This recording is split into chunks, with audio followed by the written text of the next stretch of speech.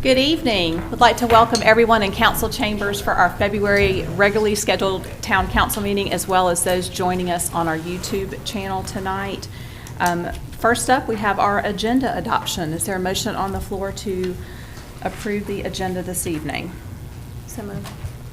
Second? I'll second. All in favor? Aye. Thank you. The motion has passed. At this time, we'll have Councilman Thevenin lead us in our invocation this evening. Thank you, ma'am. Let's pray together. Father, we thank you again for a beautiful afternoon. Lord, just ask that you continue to be with those who may still have some ice in their yards. Just make it safe. I had a gentleman today that fell.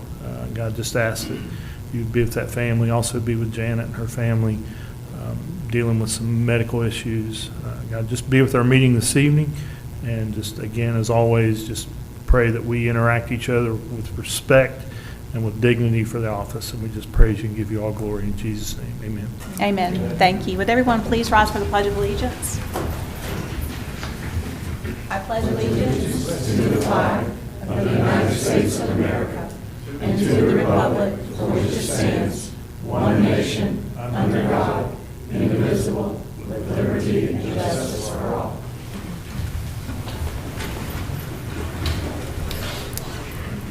We do not have any special presentations this evening, so we will move right into our public comment section. Anyone wishing to address town council may do so. We did have a sign-up sheet outside. We do ask that you stick to the 3 minutes. If we're not able to answer any of your questions tonight, we do have your addresses and phone numbers on here. We'll be sure to follow up and make sure that we have those answers for you. So first up, we have Mr. Balcom.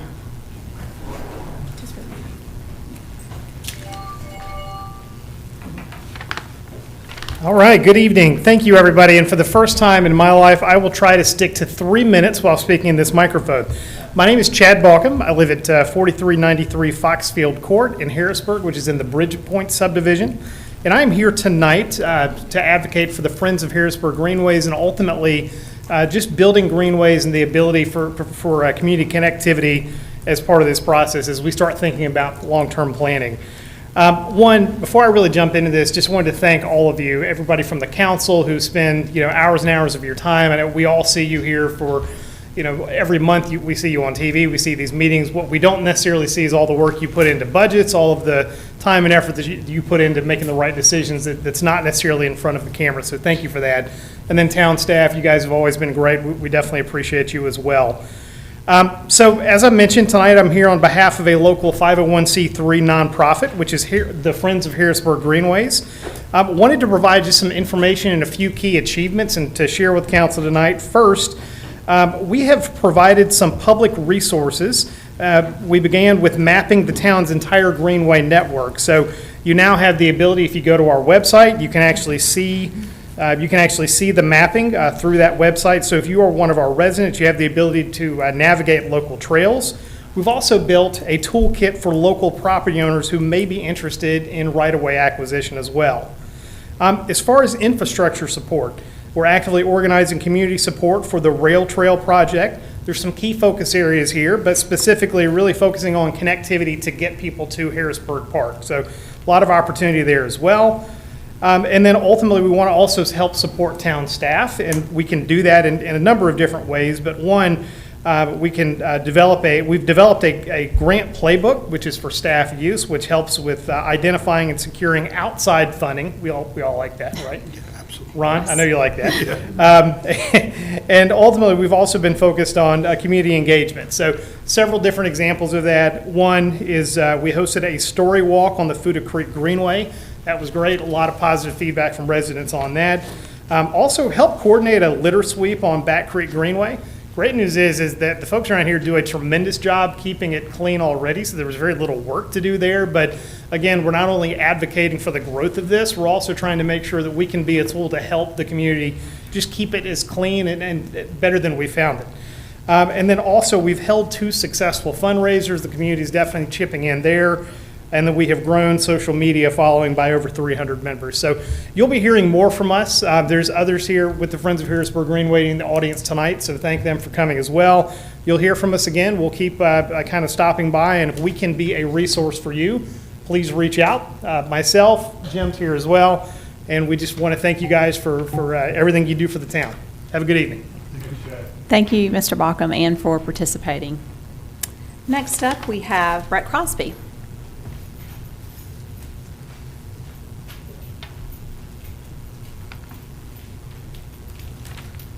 Good evening. I'm Brett Crosby with the Harrisburg YMCA. We opened our doors on September 22nd, and it feels like 4 weeks ago and about 4 years ago all at the same time. But I thought it'd be a good night just to share a little bit of updates of what's going on at the Harrisburg YMCA. So a few numbers. If you have not been over, it has quickly become the place to be in Harrisburg. It is busy sun up to sundown. Really no space in that building sits empty throughout the day. So our membership's grown over 150% since the beginning of last year, which, we were upstairs, a little quieter during these meetings, I'm sure. So really has taken off. There's 76 town employee memberships right now as part of our agreement, and there's also 1,056 of the residents receiving the town of Harrisburg discounts. That's household, so that represents over 3,500 people that are using the Harrisburg discount. That also doesn't include everybody in Harrisburg. We have plenty of insurance memberships that are not included in that number. So really pretty high penetration rate for residents enjoying the YMCA so far. But what I'm super excited to share with you is some of the impact we're making on the community each and every day. So we've had over 250, or right at 253 people register for swim lessons already. Babies all the way. We've already had I think a 70-year-old learn to swim, which was pretty cool to experience that. We've got 16 teens in our Leaders Club right now and continuing to grow. It's very similar to the Youth Council that's going on here. Our summer camp registration opens next week. We're really excited about that, to be able to have the pool and the gym and the park. Just trying to figure out, but we anticipate serving over 130 kids a week this summer. And we'll probably have a waiting list really quick. We had it even at a church down the street in the past. So we're growing our after-school program every day. We seem like we're adding new kids every day between the Y and Rocky River Presbyterian Church. And even last week during the snow, they canceled school at 3 o'clock. We said we're going to offer our kids day out. We had 45 kids show up. So you think about the impact we're having. We hosted town basketball. We're still hosting basketball. Tonight's the first night of makeup games. That's been going really well. We had 4 high schools swimming for swim team. And starting, I think, in 2 weeks, the Special Olympics will be swimming in our pool for their swim team as well. So it's really cool. But the thing I think I'm most proud about is we've got 341 families on financial assistance, and that number has doubled to make sure everybody has the opportunity to come work out, to come be in summer camp, swim lessons, things like that. And that also includes disabled veterans. So we have a disabled veteran scholarship that goes as well. And we anticipate being over $200,000 in financial assistance in Harrisburg for this upcoming year, which is pretty remarkable. So.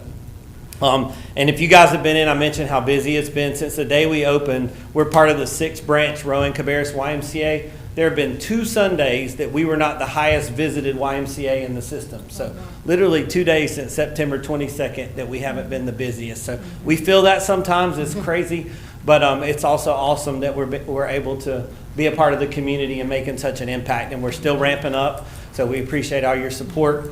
The last thing I'll share, we've talked about fundraising. This building cost about $24.5 million. We have currently about $6 million in debt, and we've got about $3 million that we'll be collecting. So of that 24.5, we've raised over 21.5, but haven't collected at all. So we shouldn't have a ton of long-term debt as we collect that. We're kind of transitioning out of the capital campaign. But we'd love to get that down as soon as we can so we can continue to support the community. So that's all I have. Just wanted to let you guys have an update. Thank you all for your support. Thanks for the update, Brett. And last this evening, we have Martin Wheeler. And Mr. Wheeler, if you'll just state your name and address for the record. Yes, Madam Mayor. Martin Wheeler. I live at 5541 Prosperity View Drive in Charlotte, North Carolina. Here to talk to you briefly, just a minute or two, about your train station and the train service that comes through. Hopefully in the future you'll be getting a station and we'll be a part of all of that. I'm part of the All Aboard Carolinas organization, a 501c3 I'm the president of the association. It's been around since 1982, and we were instrumental way back in the old days, in the 80s, of getting the Carolinian and the Piedmont trains going at that time. Our Charlotte chapter president, Jim Fetcherow, could not attend, so I'm speaking for him tonight. We're dedicated to the improvement and expansion of rail passenger service as part of the balanced transportation system, and we're not affiliated with Amtrak or the state DOT. We're concerned about the situation that could limit Harrisburg from taking full advantage of future service. In July of 2023, the North Carolina DOT instituted a new schedule for the Piedmont and Carolinian trains. And the Piedmont trains are affected because to achieve a 3-hour run between Charlotte and Raleigh, they eliminated some of the stops on some of the runs. So we're concerned that that situation hopefully would not happen for you here in Harrisburg, and we're working to try to get those reassessed and looked at again by the NCDOT. So to be short, we would just encourage you to be involved in that, learn more about it. If you feel appropriate, sign a resolution, pass a resolution, send it to your state legislators, and they would be able to instruct DOT to do what they want them to do. So that's the approach we're taking this time. We'd love to talk with you and be involved with you further down the road as we all work for this new bold transportation initiative, which will mean greater transportation flexibility to all of us here in this area. Thank you very much. Thank you, Mr. Wheeler. And that concludes our public comments this evening. So next, we will move to our consent agenda. Is there a motion on the floor to approve the consent agenda as presented? Lex made a motion. Is there a second? All in favor? Aye. Thank you. Motion is carried. First up, under our communications report, we have our town manager report with Mr. Donham. Thank you, Mayor. Good evening, Mayor, Council, community. I have a couple of items to report before I start my presentation. I do have a presentation this evening on the quarterly report, which you should all have in front of you. And for the community, the PDF will be on the website after tonight's meeting if it isn't already up. I did want to take a moment beginning, though, to thank Friends of the Greenway. It was interesting, just our three speakers tonight. You know, Friends of the Greenway, 501c3, the YMCA, and All Aboard Carolina, all partnerships looking towards Harrisburg on, you know, whatever the special interest may be. I think, you know, many times it's very easy for us to get stuck in the rut of thinking, well, what can staff do? What can the town council do? What can our community do? But it's really these organizations, you know, Brett with, 20, how many million? 21, 26, 20. Anyway, you should have built it bigger. Like I said, you should have built it bigger. The Y is just full already, and we haven't been open there. And I keep saying we, right? Because these are all very important partnerships. But the Friends of the Greenway, an important partnership, brand new.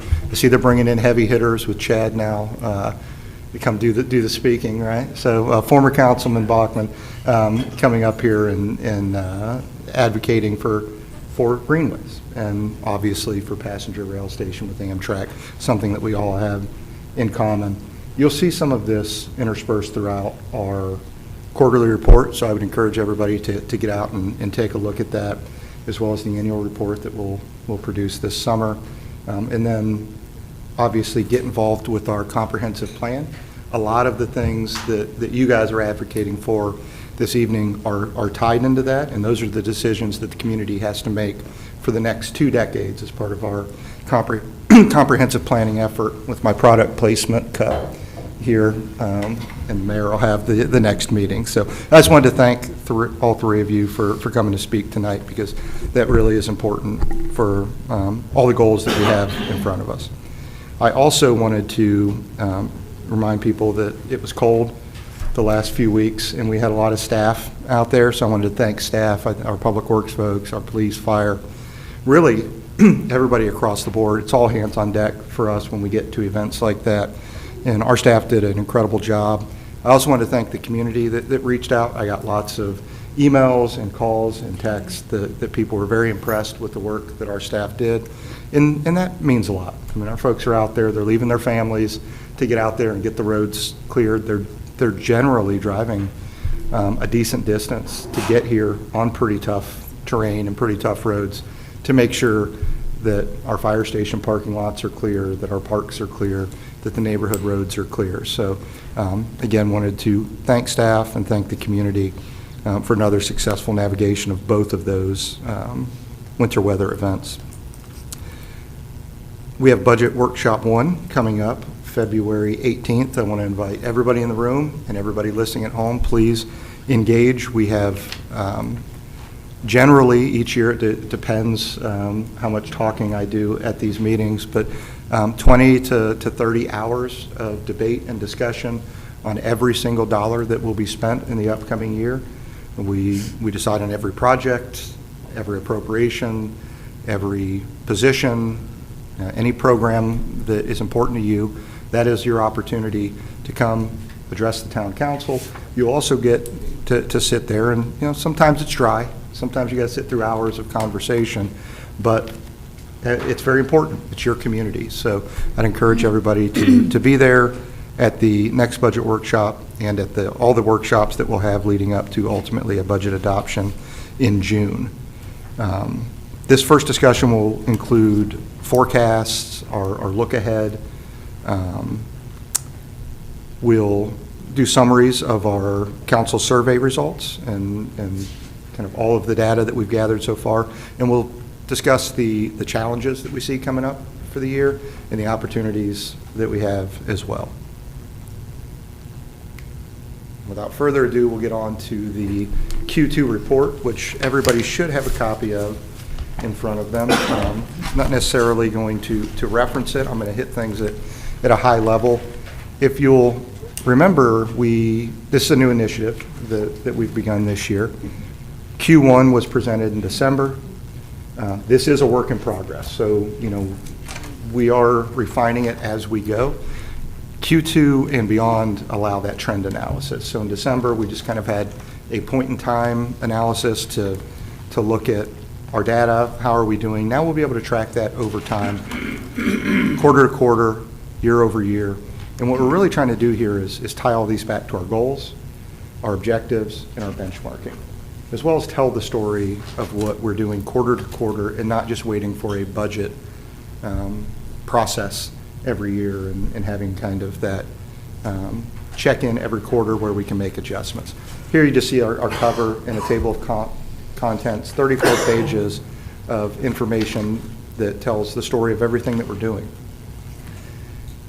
This really helps us meet our goals of communicating our successes, which is one of our main goals that we have for the town, as well as responsibly planning for our future. And it also enhances that commitment that we have to transparency, trust, accountability, and collaboration. Anyone that looks at this can reach out to us and say, hey, where are we at with this? What is the town's position or effort or funding or policy on this part of what you're doing, and can get those answers if they're not already in here. But I think people will be pleasantly surprised if you look through here that you'll find generally we're touching almost anything that somebody calls in and asks about. This is a great place to see us report that out and understand what's going on. We had those 11 objectives that we adopted in our 5 goals that we had adopted 3 years ago as part of our 5-year strategic plan. Here on the strategic planning page, you can see the progress on that. Where are we at as far as the tasks associated with it? We've completed 7 of those 11 objectives in the first 3 years. So we got 2 more years to go, but well ahead of target on almost every one of our objectives. There's also just the soft communication stuff in here. You'll see some of our awards for the quarter.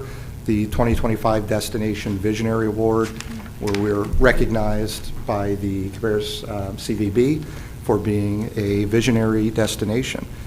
Also the first workplace to receive the Heart Safe Workplace Award for Cabarrus County, and we were awarded the healthiest employer in the state this year amongst employers our size. That's amongst all employers, not government employers, private and public sector. Harrisburg is the healthiest employer in the state. You also see things like our Christmas, Carolina Christmas Angels initiative, where we supported 29 children and 16 families with the help of staff and the town council donating to provide a great Christmas to some families here in Harrisburg that were in need. Benchmarking initiatives. I believe we benchmark as good or better than any community our size. I would dare to say any community in North Carolina.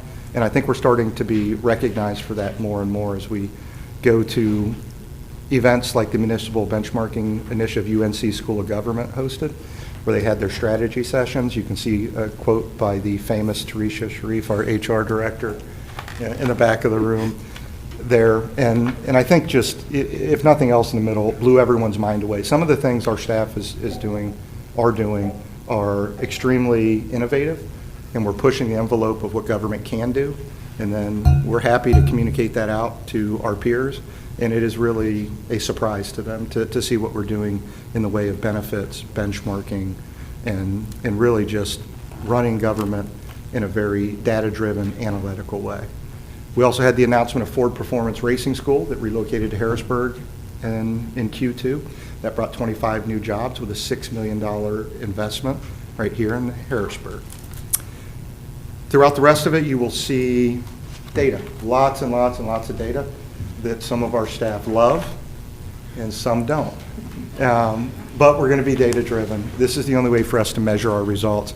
So you'll see everything from customer service calls quarter over quarter.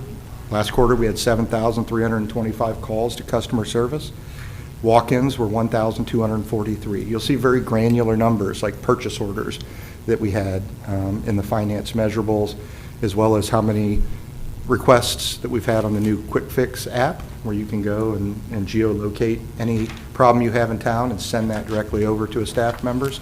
And our average days to request, or for a request to be acknowledged, is less than a day. So it's 0.87 days currently.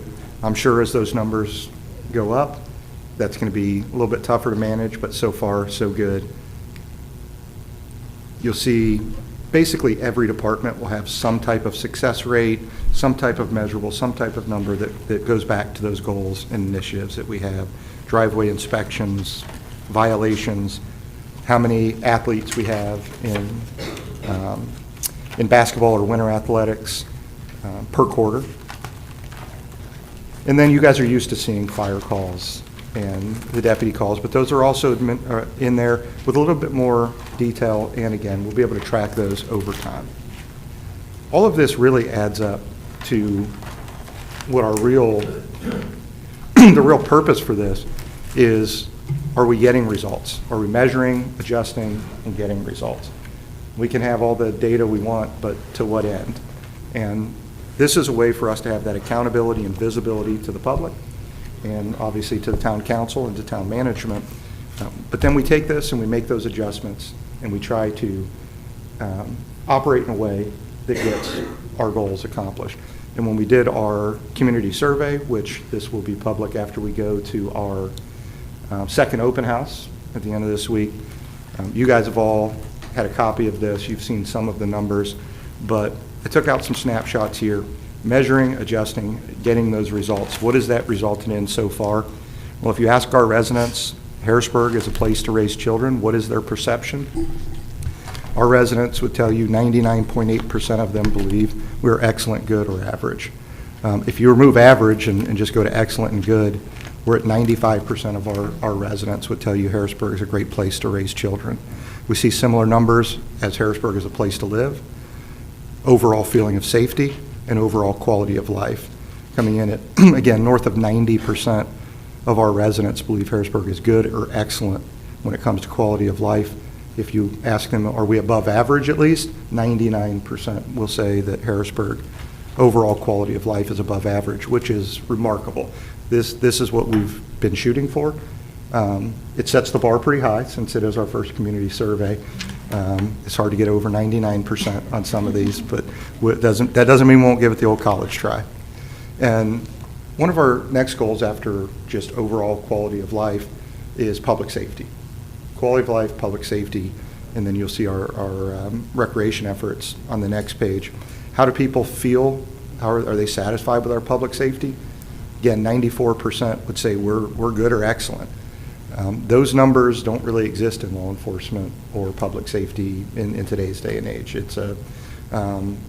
Society has gotten a little bit more tougher for both public safety and public safety officers out there. So to have a community that is this supportive of public safety, to the extent that you feel safe in your community, those being in the 93, 94%, crime prevention still being in the mid 80s, and then how people feel about the investment still being very high, average good or excellent being at 97%. So we're doing excellent on our quality of life, we're doing excellent on public safety, and for the things that we've invested in so far in the parks, we're doing excellent there as well, being at 96%, being satisfied with the Harrisburg's current park system. Those have been our three big investments over the past 4 years. Overall, quality of life, public safety, parks. Where are we doing good but can do better? Well, you saw Friends of the Greenway here this evening. 50% think we're good or excellent in our current trail and multi-use path system. Another 30% think we're average. And in most places, I think getting around 80% of average or above would be good enough. In Harrisburg, that's not good enough. That's something that we'll continue to attack in this budget, and I believe in our comprehensive plan, that's what our residents are going to say. And then when you look at the overall walkability of Harrisburg, you see some lower numbers there. So, we're not just trying to tell you all the good things. Like we want to brag and tell you about our successes, but one of our commitments is to tell you about our challenges as well. So I wanted to highlight a couple of challenges here that if we get into measurables and how are we doing, well, we're measuring, adjusting, we're getting results. Here's an area where we can make some adjustments, I think. And then when we just look at the future, when we go down this year's budget and when we go down the road of the comprehensive plan, our community seems to be telling us a pretty direct picture, and I would invite everybody to come out and continue to add to that picture in the next open house that we have for the comp plan, and we'll have a few more public engagements for those that haven't engaged this far. You're not out. I mean, you'll certainly have the opportunity to give more input. But community safety and appearance, still the number one issue. Utilities, the effects of population growth. I don't think there's anything on these lists that surprise us, but it is important to understand what order these go in. We certainly have to prioritize. We don't have unlimited funding. But when we go out to our community and we look at our future goals, we want to look back at our, what are we doing? What are we doing well? Are we doing, so well in certain areas that we can reprioritize?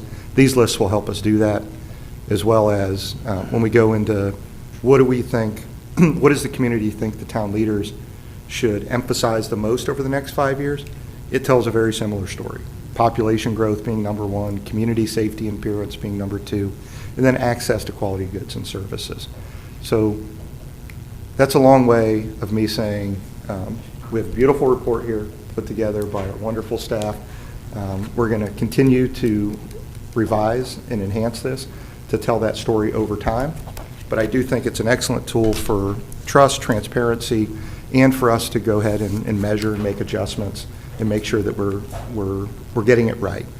I think we're getting it right already when you ask our residents how they feel, right? We look at perception, we look at public safety, and we look at our park system, the three things that we've invested in the most. We're doing really well there. There's going to be additional opportunities as we go into the future, which we're really excited about. I'm excited to be able to offer this quarterly report and the annual report as a product where we'll publish it on our town website. It will be a work in progress, so I'll ask for forgiveness. If you see anything in here that might not make sense, we'll go back and adjust it in Q3. But we will also add year over year, quarter over quarter, all our trend results, and then we'll adjust these to goals and to strategy each quarter. That is all I had for this evening, Mayor. If I have any questions, I'd be glad to answer them now. Any questions for Rob? Lots of good information. Thank you. Next up, we have our finance report with Brian Lee.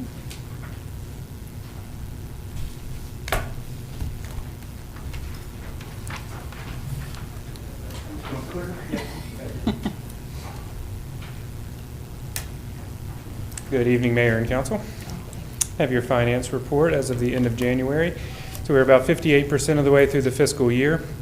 You can see the general fund revenue has reached about 77%, which is supported by tax collections at 85%. Great track there, especially based off last year, right in line with last year's revenue.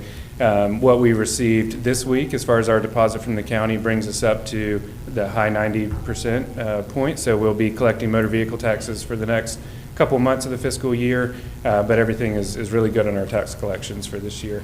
The water and sewer fund collected 9% revenue this month, so it continues to stay about 1 point ahead of our estimated revenue at 64% for the fiscal year. And then you can see the stormwater fund is right on track at 58%. Looking down through the rest of the slide here, departmental expenditures over operations. See all the departments are there very closely together at about 54-55% for most of our departments, so no budgetary concerns across these. And the same for all of the remaining general fund departments. You can see our quarterly payment made on the deputy contract that made its way in this month, but nothing to report here out of the ordinary. The water and sewer fund and stormwater fund both reached 49%, and salaries across the town at 55%, or about 3% shy of our estimation. So now we'll move over to our project dashboard. Here's a look at our single year projects for this year. Give you a chance to take in some of those. And we'll start with our artificial turf project at Harrisburg Park. So you can see the progress here in the pictures here. So we are at about 25% completion as of the beginning of this month. You can see the stone work that's taken place there. Obviously, a lot of the dirt that was removed was taken on over to Stallings Park that we showed last month. They are finishing up this stone work and getting these lights moved. The turf has actually been produced and is on its way to Harrisburg and should be able to be installed hopefully by the end of this month or early March, weather dependent on that. The next project is pavement resurfacing under the Powell Bill program. The majority of this work was done in the fall. We had some punch list items and some spot improvements to finish up on this contract. That stuff has all been finished up around town, so this project is done for the year. So heading into the spring, we can always look at those reserves and see if another spring project makes sense, and if not, we can carry those reserves on over to next year, discuss it in this budget process for our fall paving for next year. Here's a look at the multi-year projects in design. We had quite a bit of movement on our projects this month from our consultants. And one of the projects that had a good bit of movement is actually our in-house engineering project. So that's the pedestrian facility on Oakley Drive. That's about 50% complete. The survey has been finished on that project and the layout for the sidewalk, and so they're working on the grading plan right now. And that'll be the next threshold that this makes it over. And the next project here is the Highway 49 improvements, Phase 2. This is one of our federal grant projects. 1% progress on the design and engineering contract here over the last month, but the thing that I want to point out is a public engagement opportunity. So the date for that is March 5th. So that's an evening meeting, much like this project here, Caldwell, that just had a public engagement session last week. So the same thing will happen for the Highway 49 plan. If you have any opinions or input to give on that project, that'll take place March 5th. Now moving over to our multi-year projects under construction.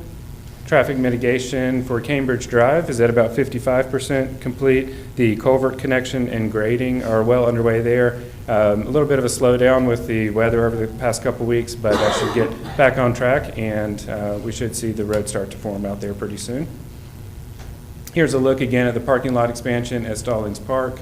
So you can see where they laid down the materials there, and then on the left side of the screen where the dirt had started, where they had started to spread that out. So again, this was all in-house labor. All we did was rent the equipment there. So really good value on this project at Stallings Park. We talked about this one last month as well as it was finishing up, but this is the Back Creek Greenway and Trailhead right below Berg Church. So the parking lot has been finished out. You can see the greenway there in the background. But what I really wanted to point out here is the projects that we've done in this little section of town here recently and the value that we've gotten from those. So first, we know that, Stallings Park is here at the northern side of this map, and we put in a very crucial crossing with a hawk signal there to protect the crossing over to Camellia. And that gets people over to a stretch of greenway that runs right along Stallings there in front of the neighborhood. And if you can see the green, I'm not even going to try with this clicker, but if you see the green greenway there coming down south from Stallings Road, that's all in place as part of the neighborhood, and it crosses the Back Creek right there with a really beautiful bridge. So really nice greenway system going back through the woods there and connecting over in the future to the school lots as well. Here's the parking lot that we just constructed as the town's first trailhead for the greenway system. And then if you remember back several months, we got into a partnership with the schools to use those fields for practices during the week. And so that led to another partnership opportunity with the Berg Church where we went in together on a gravel parking lot. So we expanded the parking here in a big way. We added recreational facilities at no cost and got access to the town's first kind of substantial greenway section in town. So a lot of progress here, and we did a lot of that in coordination with other projects and with other partners. A good result there. Moving on over to our equipment projects. We had one that's now marked complete at 100%, and that is the replacement airlifting bags for the fire department. So you can see those there. We had a kit of these for many, many years, and they were getting a little outdated. So I know the department is happy to have these in-house now. Here's a look at our vehicle projects. Quite a bit of movement here as well. We have 2 trucks in water and sewer that are at 90, 95%. So those are just awaiting their accessories and their upfit items to get placed into service. And then we have 2 more that are sitting at 75%. Those have a service body that need to be installed. So once that gets installed by the manufacturer, it'll go through its upfit process as well.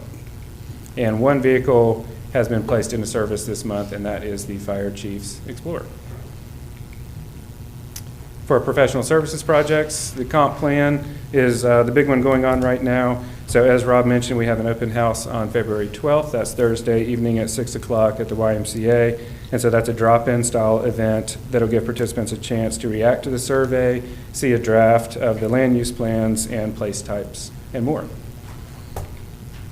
And then lastly, here is our budget calendar. So we did accomplish the budget retreat on January 24th, and our upcoming workshop is Wednesday evening, February 18th. And the remainder of our budget season schedule is there.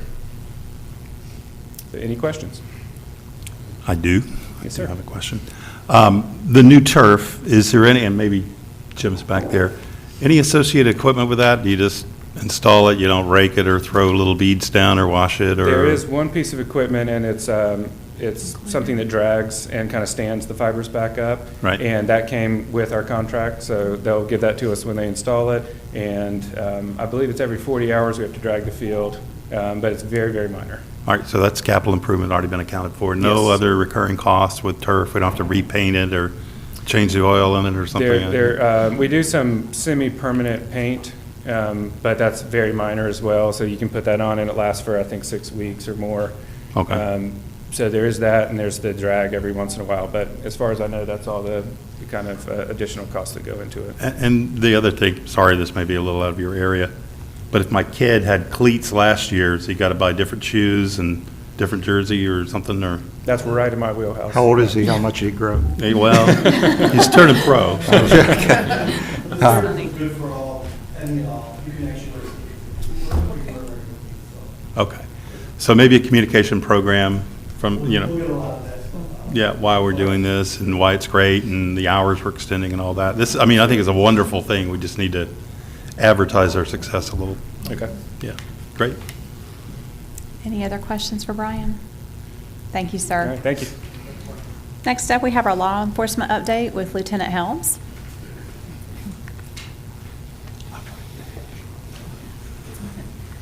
Good evening, Mayor, Council.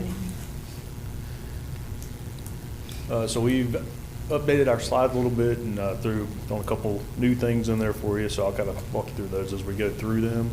So our total law enforcement related activities for the month of January was 4,193. You can kind of see the trend, just trending upward. And that does encompass our security checks, traffic stops, and dispatch calls for service.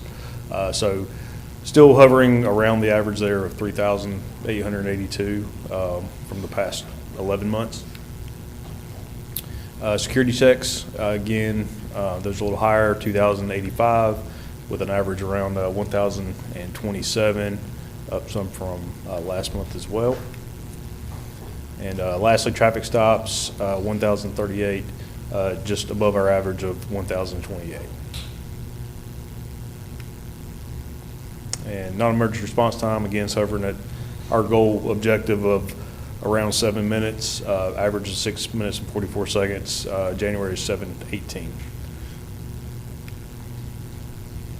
So this is one of the newer ones, just kind of put this in here to kind of show how the trends. So these crime disciplines encompass a lot of things. So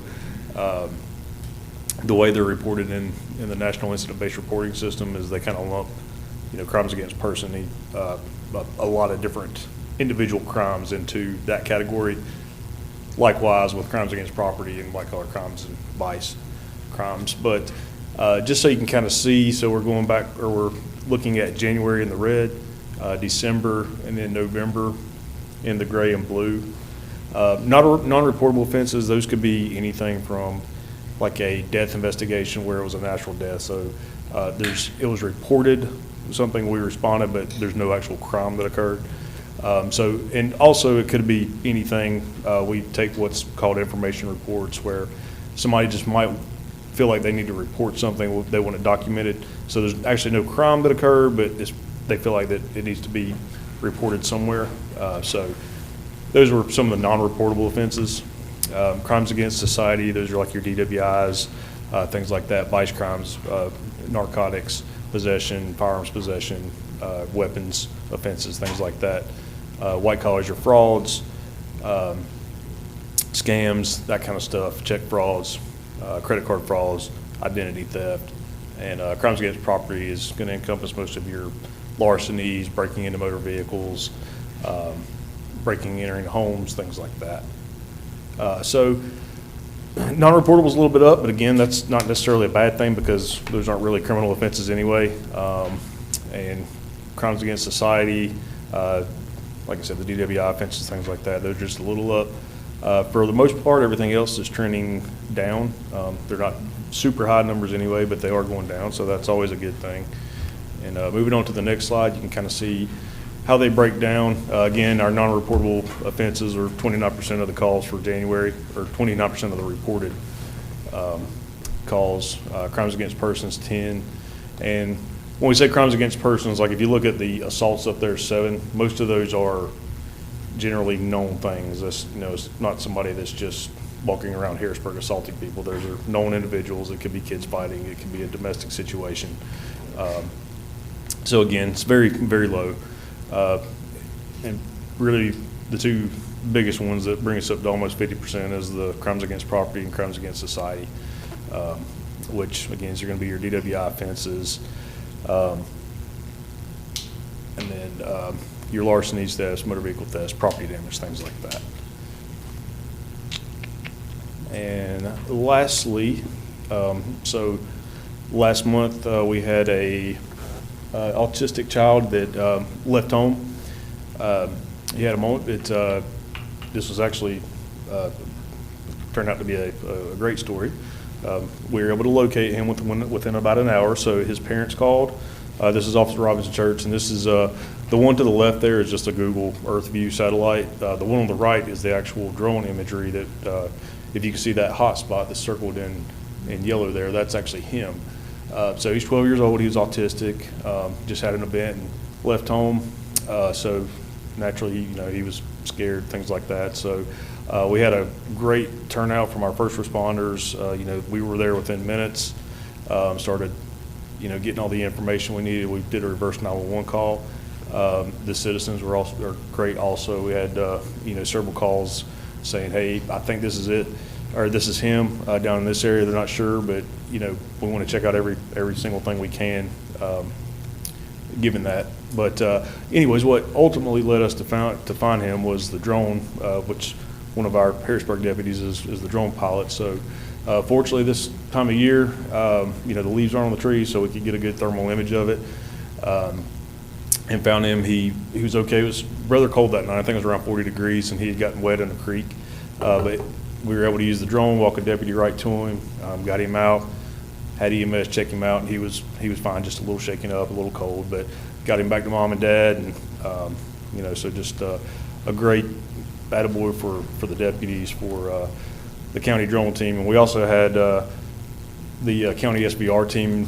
They just showed up as we located him, so great to have that partnership with the rest of the sheriff's office as well, because we had tons and tons of resources, as we should, to come find this young man. Anyways, he was located, and he's doing well, so mom and dad were happy. But that is all I got for you. Be happy to take any questions if you have any. I do have one question, sorry. Can you go back to that slide that had the January to January? We don't have to look at this every month, but it would be, no, the forward one you had. Forward one? That one, yeah. Sure. If we could see this maybe quarterly and a year over year, because some of these crimes may be down because it was darn cold in January, Yeah. they don't go out. But as our community grows and people say, oh, crime is up, I'd love to be able to say, no, it's not. Yeah. Or, oh, yeah, no, it is, and we got to do something about that. But year over year might be a better look at this, and maybe a 3-year view. Sure. Yeah, that's something we can definitely incorporate in there. I didn't want to have too much going on with the new Yeah, one, I because get it got kind of busy with more than 3 months on there. But Oh, yeah, Kevin it's- Nash. Yeah. Bring it in, yeah. Yeah. Anything else?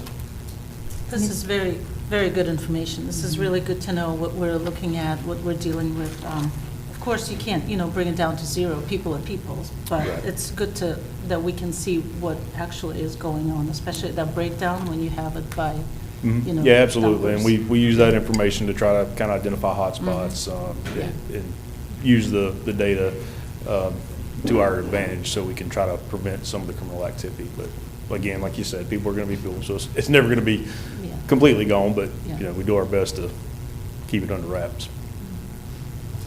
Any other questions? from I'll just say the thank you again for all the efforts of the night that our neighbor was missing. Mhm. Because, there's never a good day for anybody to go missing, but the day when the cell phones are down. Oh, yeah, that happened Some that of day us too. didn't get the reverse 911. All the deputies were incredibly patient, trying to get information out in our neighborhood. Oh, yes, ma'am. Yes, ma'am. Loudspeakers, walking the streets otherwise, so. Yeah, Awesome. and it wasn't that far, but, a 12-year-old Yeah. in the woods, it Nonverbal. was just getting dark, so he got turned around, like I said, it was around 40 degrees and cold. That would have been we'd have stayed out there all night looking for him. So fortunately, we found him, like I said, within an hour, but, a lot of that comes back to the citizens. Everybody's looking at their Ring cameras and saying, hey, I think you might have came by my house a little, so we're trying to figure out the direction and all that, but technology's been great with helping with things like that. Yes, ma'am, thank you. Thank you, Lieutenant Helms, appreciate it. Next, we have our fire department update with Chief Dunn. All right, good evening, Mayor and Council. You'll be good to know we revised our report, so it's a little bit shorter than normal. But as always, we'll start off with our fire marshal activities. You can see you had some site visits, special events planning. As far as fire prevention events, we did host a community CPR with 12 persons attending. And then to the right, you can see some of the inspections that he does. They did complete 38 inspections in the month of January, and 31 of those were first time, and then a total of 7 re-inspections. And then to the right again, you can see the list of violations that were found in those inspections. As far as operational, we responded to 250 incidents in the month of January. And I think when Chief Wooten came up, you heard about the fire industry was changing reporting. So now we'll be reporting our times in the 90th percentile. And you can see those there. And we have benchmarks set for those that we're trying to meet. And we're a little bit above that now, but we're working hard to improve that. They did have a busy month. In the month of January, we did have what we'll call working fires. They were fires. 2 of those were cooking fires confined within appliances. One was another type of outside fire. We did have 3 fires that actually had involvement of residential structures. We did have a rather large trash fire or rubbish fire. And then we had 3 fires that were grass fires. And then to the right again, you can see the correlation to those percentages. To the bottom left, you can see, if you can see that box, you'll see the total property that was involved in all of those incidents, and then you can see the property loss. And that's it. A little shorter, a little different. Of the 10 fires, which ones, how many were in Harrisburg and how many were like mutual aid? Of the structural fires, or all of them? They were all in Harrisburg. All in Harrisburg? Okay. Busy month. Any other questions for Chief Dunn? Thank you, All sir. right, thank you. We have something new this evening. We have a transportation report and the dynamic duo of Devin Houston and Jonathan Young, and I believe Devin is going to start first, so welcome, glad to have you. Good evening, Mayor and members of council. Start off with our transportation report for this evening. Let's get that started with just a review real quick of some of the projects that we completed within this last calendar year, 2025. If you recall, we had that Roberta Road and parallel traffic mitigation improvements. The Highway 49 Phase 1 traffic mitigation improvements, which included the Financial Way extension, Stallings Road Phase 2 sidewalk, the Rocky River Crossing intersection safety enhancements, and we had some median improvements out here. We had the Farmington landscaping, if you saw that, Harrisburg Veterans concrete median conversion and landscaping, and then the Highway 49 landscaping, which looks pretty good out there. Start out with these construction phase projects. These are either in construction currently or will be in the very near future, hopefully. So we have the Cambridge Drive extension. This is right out here in Town Center. This is a town construction project contract. Performance Managed Construction is doing that. It was approved back in July 2025. The culvert is nearly complete. They actually remobilized today to finish that the last pour of the wing wall there, now that the creek is diverted back to its permanent course. So they're going to finish up with the curb installation and then start building the road bed back up with some ABC stone and getting that back up to prep for the asphalt shortly afterwards. This project is contracted to be completed by the end of June, and we're well on track with that, even with these weather delays. So we should be finishing in time for that to be done with this project. The next one is the Robinson Church at Rocky River. This is a construction project that will be completed by the developers construction team. This is the development Callaway at this corner, the Robinson Church and Rocky River intersection. This will provide a dedicated left turn lane on both legs of the Robinson Church intersection here to turn onto Rocky River. So if you're familiar with that intersection at all, you understand that this will be a huge improvement at that intersection. As part of this project, the town is contributing $100,000 as part of a development agreement with that. And so all of the permits have been approved, the plans have been approved, and all the pre-construction meetings that need to happen have happened with this project. But it is developer driven, so it is on their timeline. You may have seen stakes out there. There is work beginning to happen. And as soon as we have more information, we'll get that out as soon as we can. It is realistic to have it start very soon. Anything can happen. I hope to see it start very quickly. The next one is similar. This is Robinson Church at Tom Query. This is also developer construction driven. This is providing a realignment of the intersection, and it is providing a dedicated right turn lane off of Tom Query onto Robinson Church. They were not required to provide a northbound left turn lane, which we would all love to have, but they are providing a $30,000 in lieu of type fee towards the cost of a future project to get that turn lane installed in the future. So again, all of the permits have been provided and approved and reviewed, And we're, again, in the same boat with this one, awaiting them to start. They have the green light to get everything going, and as soon as we get that schedule under, we will make all notices that we can and anything that may impact that. The next few are what we have in the design phase, and we'll start off with just a quick summary of our transportation grant projects. Big thing to point out here, we have 4 ongoing grants. All of these are in the design phase. If you look at that first monetary column there, the 20%, that's the town's match. That's our portion at $4 million roughly, and the total estimated project cost of all of these is at $20 million. So you can see how we're leveraging that 20-80 split to get $20 million worth of estimated projects here for our portion of $4 million. That's to our advantage in a huge way. So the first one of these projects is the Main Street at Roberta Roundabout. This was approved back in November for RK&K to get started with the design. It is in the preliminary design phase. They've started with the survey data collection and the traffic data collection, so we can start getting that right sized and get the design underway. This one is estimated for advertisement and construction to begin around November of 2027. The next one is the Highway 49 Phase 2 design. This was approved back in March for the design contract to begin. We have had the 30% design plans submitted and provided comments to them as well as DOT, and provided those initial review comments. They are working on those. We have a public meeting scheduled for March 5th right here, similar to one we had just last week with the next project. So that'll happen in here March 5th.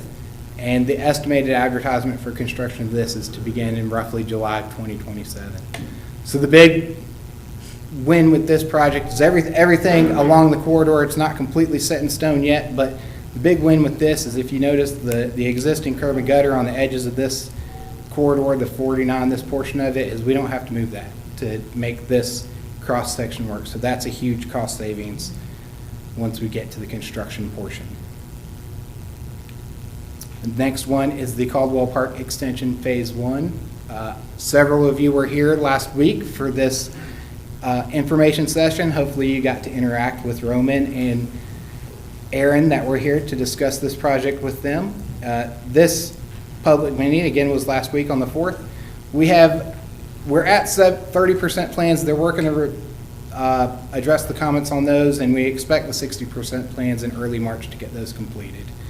And then this is estimated for construction in June of 2027. The next one is the Hickory Ridge Road sidewalk. This one is being designed by Kinley Horn, and this public meeting was held back in September. We're at 75% plans, and they've received comments on those plans from us as well as DOT, and those are currently being addressed. And this one is estimated for advertisement for construction in March of 2027. And then pass this over to John real quick. All right. Good evening, Mayor and Council. Just a reminder, quick update on the Woodside Drive Pedestrian Improvements Project. You can see here on your screen, this is the extent of the project with the red line, and then using the town's typical section. Again, quick background, this was a new project that we had in our budget this year, looking for increased walkability in this area. Does include the town of Harrisburg street section, and then it ties into some other improvements in this area. There was a contract. This project was actually approved in FY26 budget, and then the council approved design contract with McGill Associates in November. Project's just getting started. We actually had notice to proceed issued on January 5th, 2026. Survey was completed back in mid-January, and the consultant is working on preliminary design. Just a quick reminder, there will be a public meeting on this project as requested by council. We anticipate having that roughly in the late March, early April, as soon as we get our preliminary design, so the town staff can go through it and make sure everything looks good. We'll have that scheduled and make sure we get it out to everybody. So. All right, back to me. The next one is the Oakley Drive pedestrian improvements. Brian touched on this one briefly. This one is the one that we are designing in-house currently, just based on quotes that we got from consultants outside. It was just we decided we could take this one on in-house and try to save a little bit of costs there, and we're at roughly 50% going to be moving on to finalizing the grading and the storm, just a little bit of a storm effort there to get that finalized and then button up the plans. So we're looking at an estimated advertising date in May for this one to begin construction on that. And we'll make sure that once we get that construction started and everything, that we won't interfere with any of the July 4th activities out there at that site. So hopefully we'll see something towards the end of the summer getting this one underway. And then the next one, the Stallings Road Phase 1 sidewalk remnant. If you recall, we had the original scope for the Phase 1 sidewalk for Stallings Road spanned from essentially from one roundabout to the other. And just through the process of that project, we weren't able to secure all the necessary right-of-way and easements to complete that entire project, so the scope was narrowed down. So it left us with this incomplete portion. So we have renewed conversations with the property owners along that corridor in the hopes to kind of come up with some agreeable terms and complete this project. So in conjunction with those renewed conversations, we've begun a process to revise those plans, not revise the plans, but take another refreshed look at those plans and make sure they're still applicable and make sure any permits that are with those are still applicable and don't need any renewals. And if they do, we'll go ahead and address those. And we'll get estimates updated and make sure we establish a good budget for that so we can be ready once we do have any agreements in place to start movement on this. The next few are in the planning phase, and I'll pass it over to John again. All right, so one of the things I do want to point out on these is these are feasibilities. What we're looking for here is obviously some of the alternatives we can potentially apply to a lot of these projects, and some of those feasibilities also, one of the real goals is to try to get these projects in place, so potentially be looking for some future funding. So just kind of want to point that out before we get into several of these projects. So we'll start with Roberta Road and Highway 49 intersection improvements. What you got on your screen there is what was originally looked at in this project, basically the area of concern. Just a quick background, we all know this is a challenging intersection. It's one of the busiest in Harrisburg. A couple of factors, obviously, with the rail crossing access, commuter traffic, and then growth. Town has done several projects over the last few years. Actually, Devin mentioned several of those, including some of the median improvements, some turn lane improvements, and things like that in this area. And then the council approved this feasibility study back in February of '25. So it's been almost a year. We have been working through several alternatives, which again, we're at the stage now that we're going to have to start making major improvements to that intersection to see the real benefits. And we'll talk through some of those. First alternative is a second left-hand turn lane southbound on approach of Roberta Road, and then alternately a westbound approach on Highway 49. So if you're coming from Concord, is the southbound approach, and westbound would be coming from Concord as well on 49. Design estimate on this one's roughly $1 million, and then construction estimate's just shy of $7 million. So we're going to talk. Don't get caught up in these numbers, but I wanted to put them on the screen so everybody can see them. So Synchro is the software we use to predict our traffic as looking at it in the future. You're also always going to see a no-build situation, which assumes you don't do anything. And this is actually a 2050 no build, so we're looking pretty far into the future. And then you're going to have a 2050 build. And the build situation is always what you're applying when you're adding that alternative to the Synchro analysis. So in this particular case, in alternative one, just kind of point out these numbers. One of the things I also want to make sure everybody understands is F is the worst you can get. So there are definitely levels of F. I know that looks bad, but really what we're trying to look at and focus on is your time setting at this intersection. So one of the good things in this actual alternative is if you'll look at this PM peak, which is in the afternoon, obviously, you got 163 seconds there is the predicted peak there. And if you put in this alternative, you're gaining about 20 to 30 seconds moving through that intersection. So I know that doesn't sound like a lot, but it is a lot in the traffic world. So pretty good PM movement there and gain if you're looking at that alternative. Second alternative we looked at is a quadrant road in the southeast quadrant, beginning at the intersection of Main Street and Highway 49. I'll point it out on the screen. It's actually coming right here. This is Main Street, and then it goes at the end of Jenkins and comes behind Publix, does not go through the Publix parking lot or their loading entrance. It actually goes to the back of that and between the storage area and then connects over to the existing light. You've probably seen some examples of these. There's one in Huntersville and a couple other areas. Basically, you're trying to eliminate the traffic in this area, in this situation from the intersection. Does include a southbound right turn lane at Roberta Road and several other ancillary turn lanes that would be looked at once you get into a final design stage. It's just a little over $1 million for design estimate, and then just over $8 million for construction. Again, the synchro analysis I want to point out here, a couple of gains that you can see in several areas. Obviously, we're up to a D, so we went from an E to a D. Again, I know that doesn't sound like a lot of movement, but it really is. So if you look at the PM peaks and the AM peaks here, you can see 121 of no build, and you're up to 88, and 163 seconds there. You're up to almost half of that at the PM if you're looking at this alternative. So again, really good alternative if for future in 2050. Final one is alternative 3. This is an additional eastbound through lane on Highway 49 and an additional westbound through lane. So I'd point out an example of this is actually at 485 and University City, where if you cross over that bridge, that's the 3 lanes is really what you're looking at there. And I know that sounds like something that's not helpful, but if you've ever been over that bridge, it actually gets the people across there and you can get them through the intersection much quicker. So that's what the gain is when you're looking at something like this.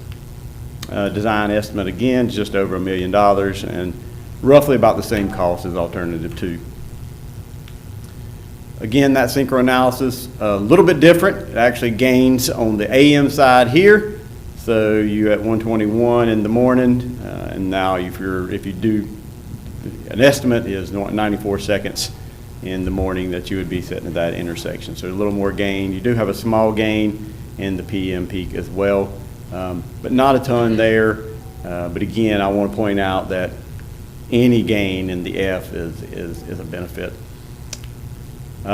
This is a combined alternative.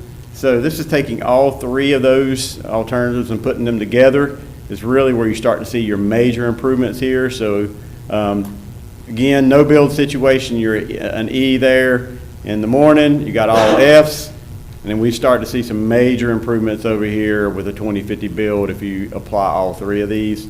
Obviously you're at a C, which is really good. Most intersections are at a C or worse in today's world here and around the Charlotte area. A D obviously is a little worse, but not too bad. But just look at your gains on your time, 121 seconds here, and then you've got half of that, and then almost a third on the 163 there, pointing that back up to an E for your overall. So again, some significant gains, but you're also talking about some significant funds to get to that. So what you'll be seeing, and one of the things in this particular project, town staff is recommending alternative 2 for fiscal year budget. And you'll see that in your budget workshops, which would include design in FY27 and construction in FY28. We do feel like this is the most benefit for the town of Harrisburg, and the other alternatives will be looked at in future budget requests. And that was a lot. All right. The other thing that we have remaining is the feasibility study that we started in June 2025. This one was to take a look at a potential grade separated crossing on Robinson Church Road, and as well as the Harrisburg Veterans Road extension to get Harrisburg Veterans Road to Hickory Ridge Road.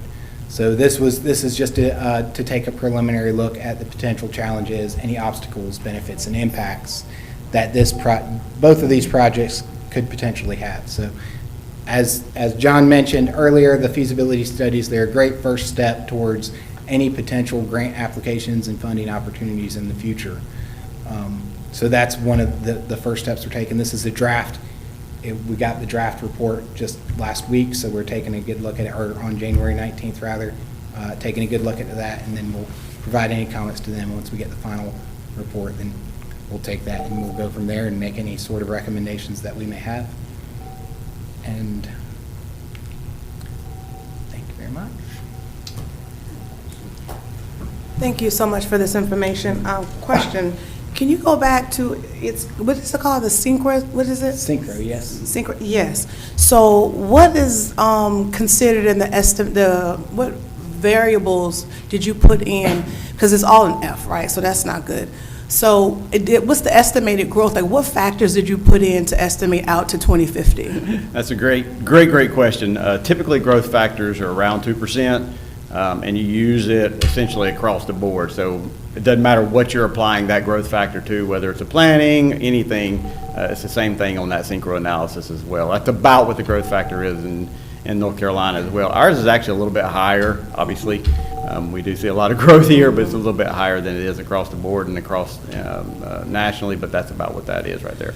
So if our growth continues to grow in the speed that it is, right? So we're going to be like F plus? Like, what do we do? You know, how does that work? How does that work?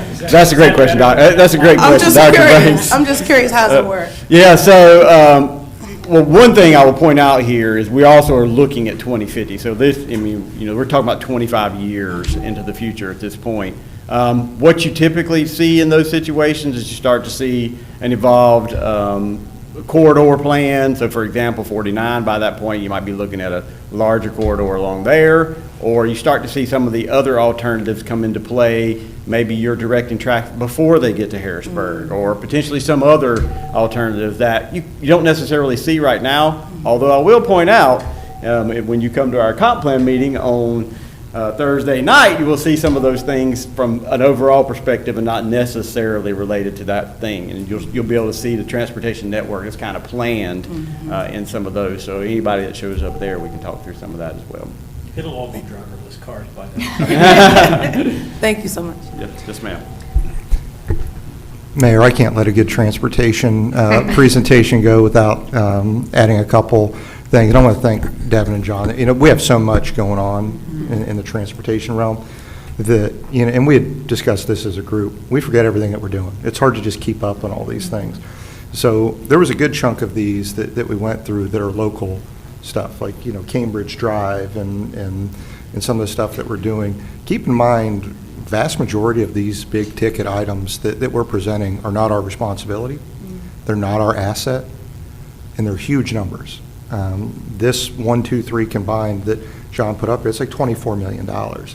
This is not a road that the town has a responsibility for. However, we have jumped in on these in several areas. That's how we got Caldwell Extension at $6 million worth of grant monies. This is how we got the $11, $12 million that we're spending on 49, right? That is a DOT road. These are DOT responsibilities, but we've taken the tract that we're going to look at them, and we're going to try to find solutions. If we can help that process along by doing design and then shelving the plans and looking for grant funds or offering it out to DOT when something comes through, that's what we're going to do. But, you know, I commend our staff for really diving into this, and I commend the board too, because no other towns are doing this.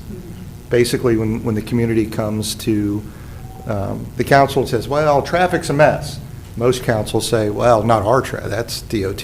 Call your representative, call your state legislature, do X, Y, Z.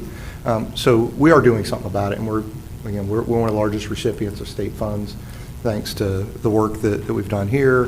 I think, you know, some of the work that former Councilman Patrick did with kind of forcing us to do plans, and then certainly the work that Councilman Smith has done as a representative, as our representative to the MPO and lobbying for our projects as we go through there. So I wanted to point out that I think there are several good projects here.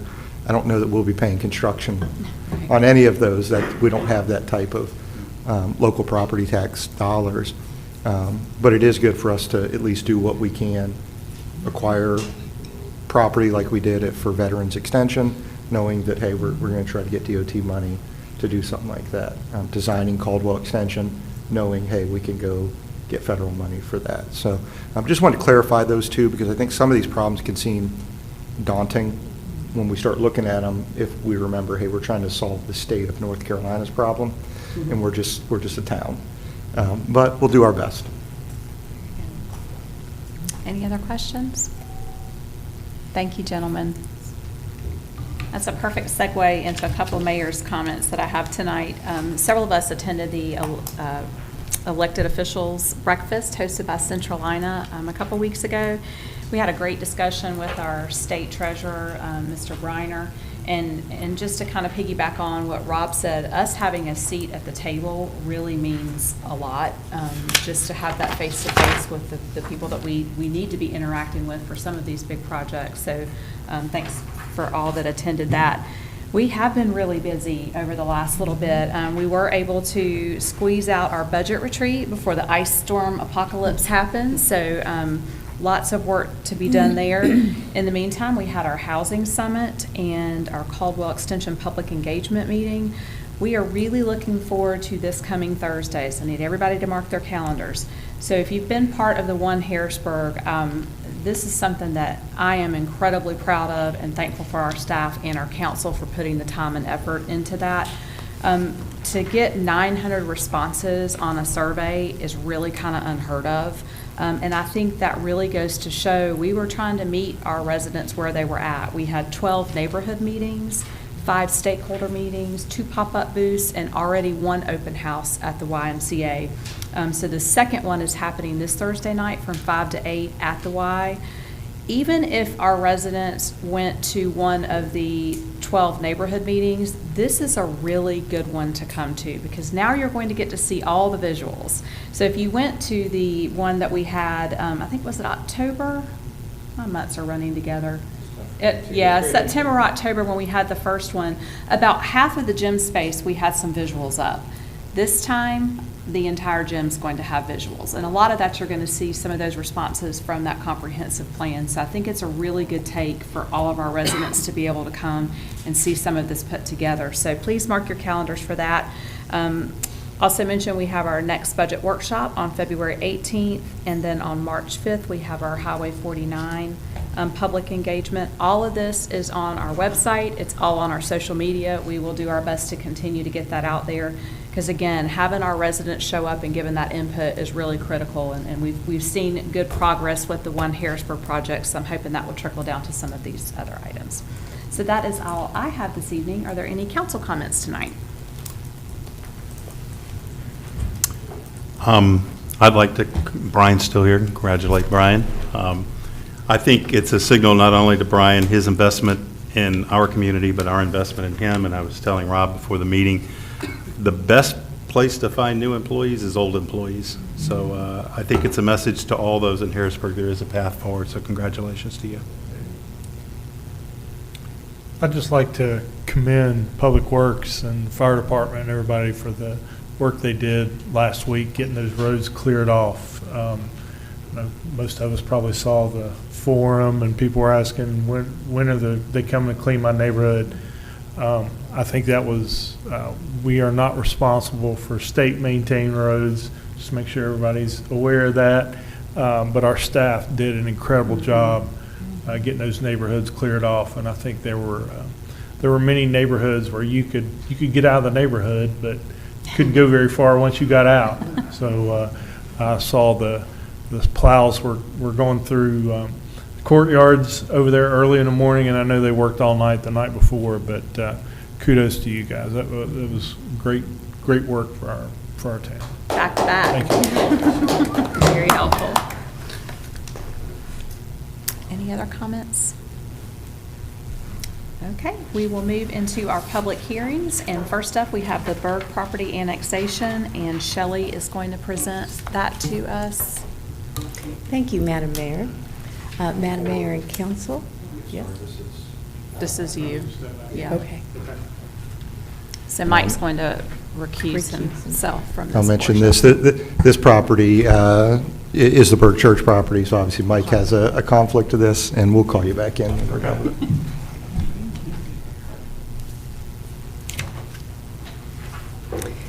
Thank you, Madam Mayor and Council. This is a request to consider annexation petition H 2025-01 for the purpose of incorporating an 8-acre parcel into the town's municipal boundaries and furthering the property owner's plans for future expansion.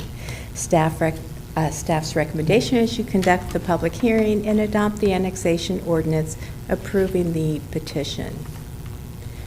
The subject property is located at 7155 Hickory Ridge Road. It is an 8.1 acre site and is located within the town's extraterritorial jurisdictional area, referred to as the ETJ. As such, it already has a Harrisburg zoning classification. It is residential estate. The site is developed with an institutional building and is home to the Berg Church. It operates under an approved conditional use permit. Any action taken here tonight will have no effect on the existing zoning or the approved conditional use permit. This petition has been processed in compliance with state law. The granting of the petition furthers the property owner's plans for future expansion and community presence. This council's consideration and action qualifies for the one-meeting process. Staff recommends that the town council conduct the public hearing and approve the petition by adopting the annexation ordinance. I will stand by to answer any questions you have after the public hearing. Okay, perfect. Thank you, Shelley. At this time, we'll open the public hearing. We did have a sign-up sheet that was outside of council chambers. We did have one individual sign up, Jeff Young. And if you would just state your name and address for the record, sir. Thank you.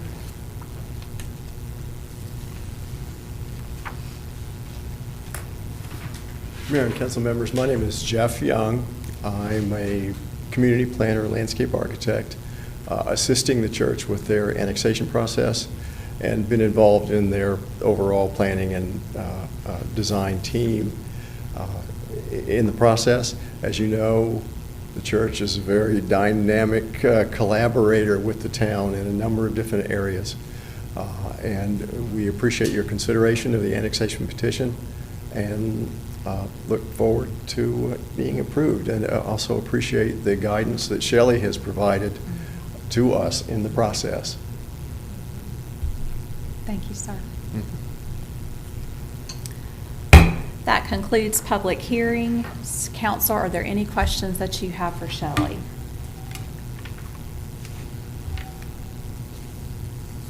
Okay. We have provided a recommendation for a motion on the screen. There are no questions. Is there a motion on the floor to approve the annexation of the 8.1 acre parcel located at 7155 Hickory Ridge Road as described within the draft annexation ordinance? Motion is stated. Second? Second. All in favor? Motion is carried. Thank you.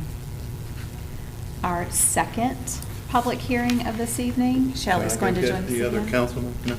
Oh, yeah, we need to grab him, yes. Poor Mike. Kicked him out. Get him out of timeout. He can come back. It's in the parking lot. It's like, that was quick.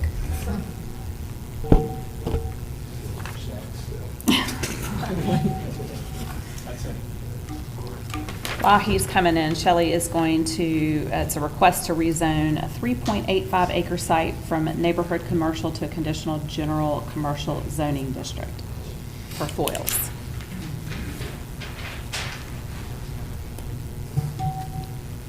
I think Mike probably had a little extra time. You're quick. Foil again.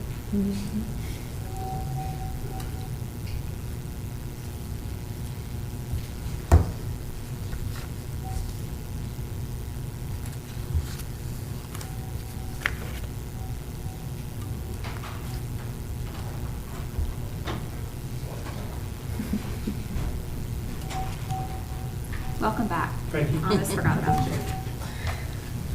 Thanks, Shelley. Thank you. Madam Mayor and Council, This is a request to amend the Harrisburg zoning map, rezoning 2 properties from neighborhood commercial to a conditional general commercial zoning designation for the purpose of establishing a building supply company with ancillary outdoor storage. It's staff's recommendation that you conduct the public hearing and approve the rezoning petition as conditioned. The subject site is located at 3350 Highway 49. It is developed with 2 commercial office warehouse buildings and is just under 4 acres in size. According to town records, previous uses on this site include automotive repair and service and truck servicing companies. Now, the property owner is Mike Torrance of Foils, Inc. Their proposed business operation at this site is associated with the existing Harrisburg business, Foils Recycling. Now, unlike their existing business, a recycling scrapyard, this facility will be a retail establishment of materials with no dismantling operations on site. The property owner is simply transferring the sales operations from their existing site, Foils Recycling, to this proposed site.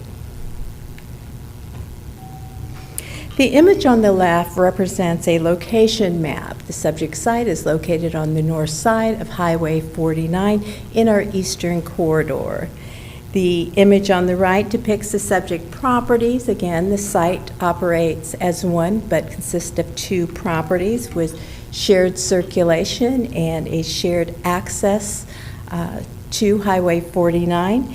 The site is approximately 2/3 developed with a healthy stand of trees on the northern third of the property.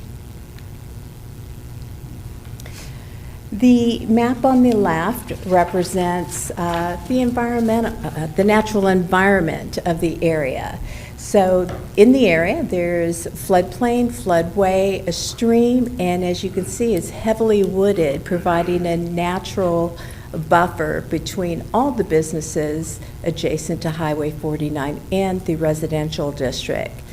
The image on the right is the town's zoning map. Again, the subject site is located in the neighborhood commercial zoning classification. Adjacent zoning districts include residential districts.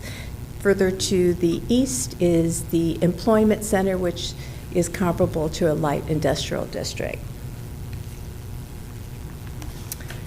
So the image that you see here on the screen is of the site. Now, it's considered non-conforming as it relates to current design and development regulations. Town staff has worked closely with the property owner and their development team to bring the site into compliance with our adopted plans and ordinances.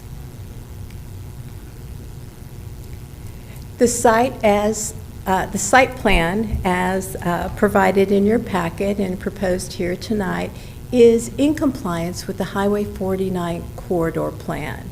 It includes right-of-way dedication, installation of a multi-use path, street lights, and the installation of a center landscape median within Highway 49. Other improvements include street yard landscaping, paving of the customer parking lot consistent with ADA requirements, proposed site and street lighting. The applicant is proposing to remove some of the existing gravel area located at the rear of the site and replant it with saplings, adding to the existing canopy. The site is also in compliance with all of our buffer requirements that consist of planting, fencing, and other landscaping.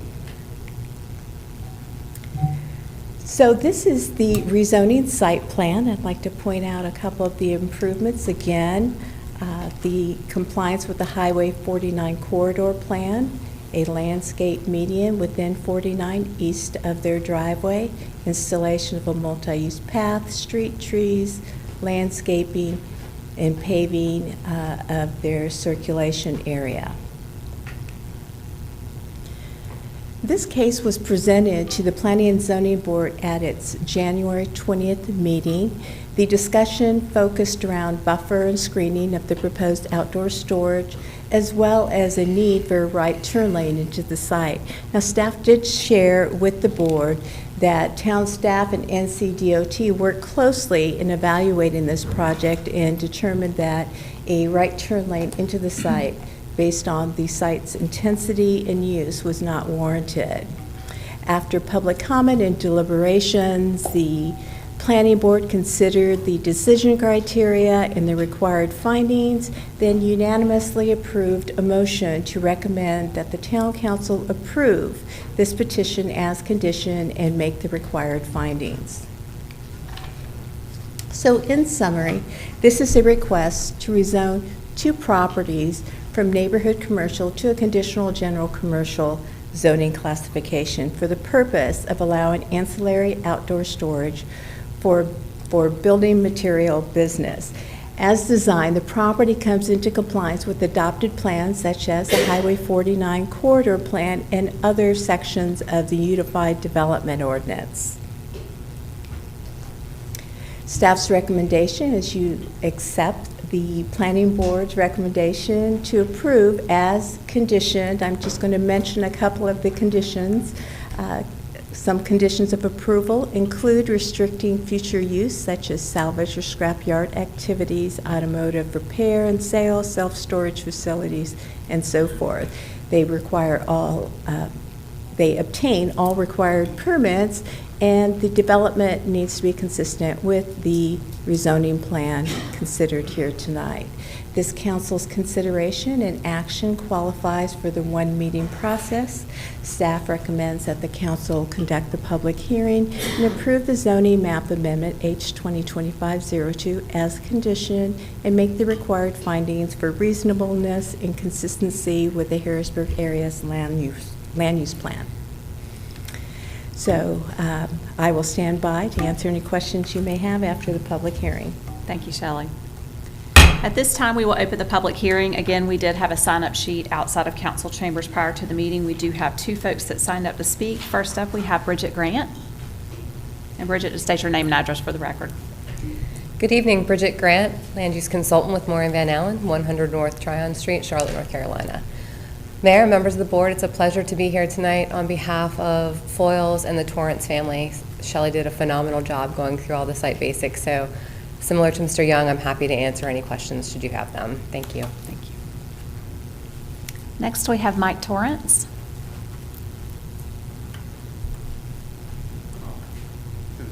Good evening. Mike Torrance, 851 Burridge, Concord.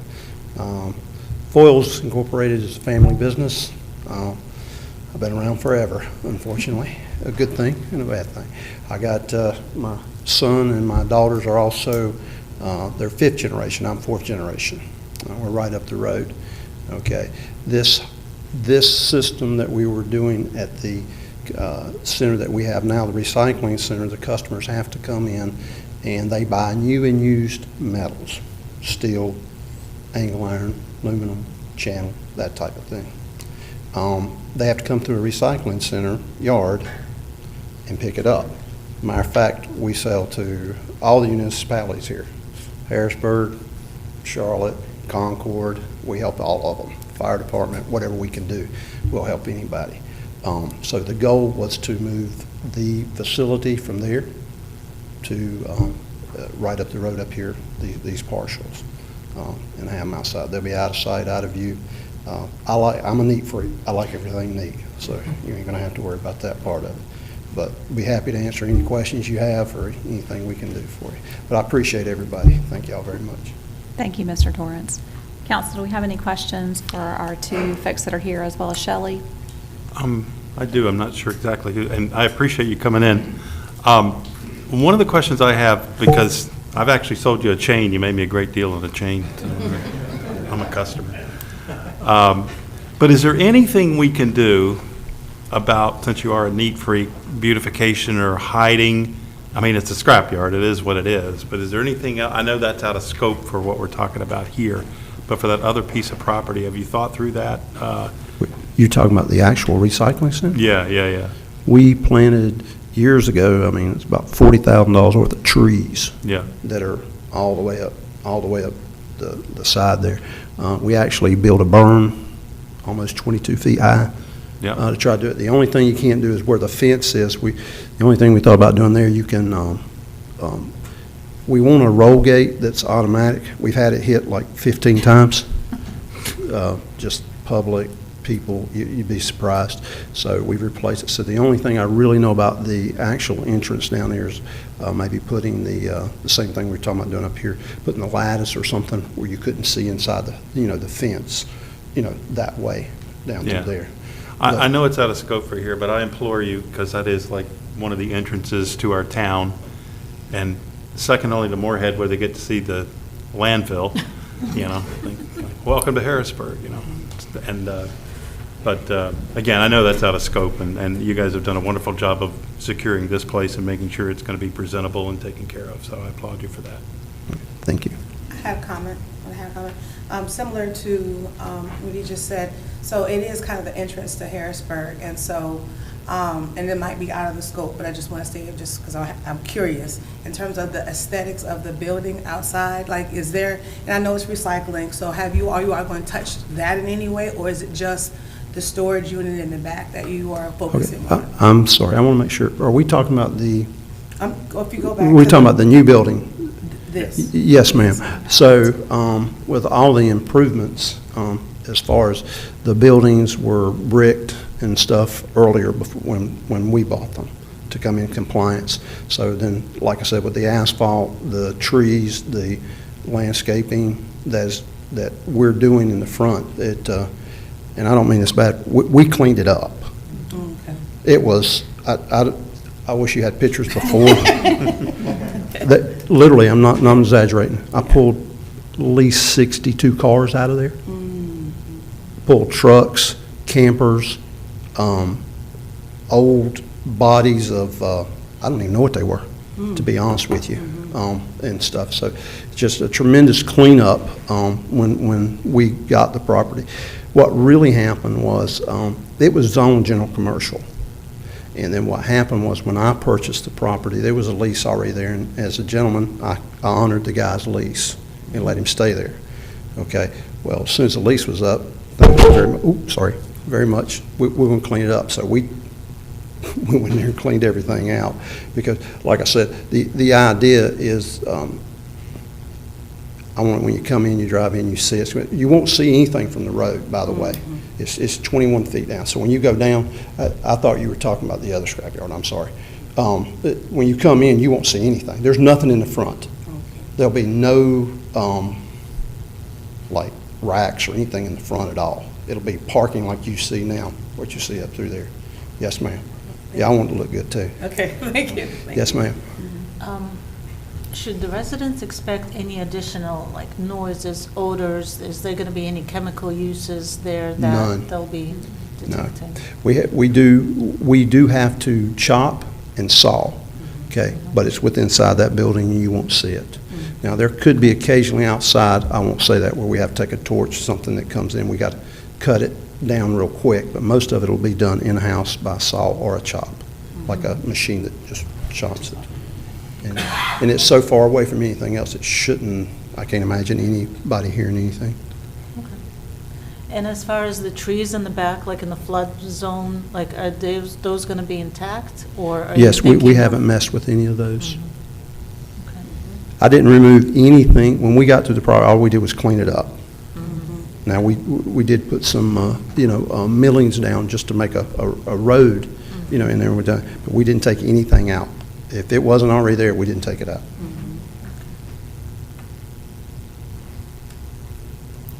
Any other questions for Shelley or Mr. Torrance or Ms. Grant?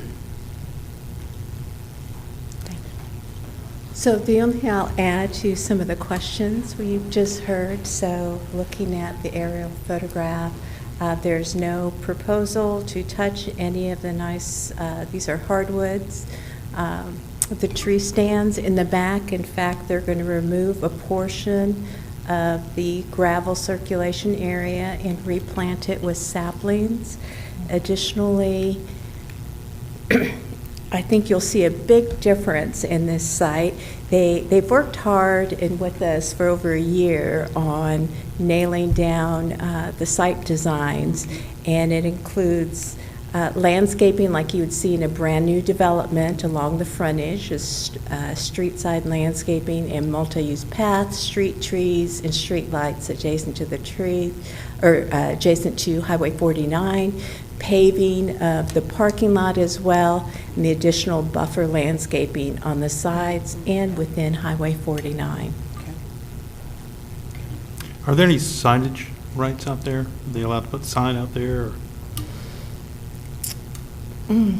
Let's see.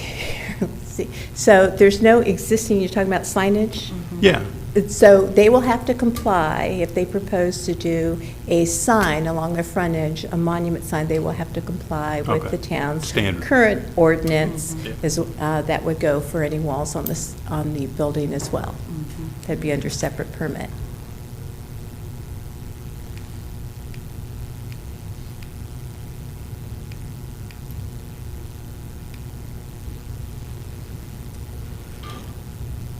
Do you have the motion up there too? Yes, they do. Thank you. With that, is there a motion to approve H 2025-02R as conditioned and make the required finding for reasonableness and consistency with HALO? Madam Mayor, I think we need to close the public hearing. Oh, did I not do that? Yeah. Public hearing is closed. I motion to approve it. Thanks, Aaron. Yeah. Second. All in favor? Aye. Motion is carried. See, it's a team effort up here, guys. Forgot Mike, forgot to close this.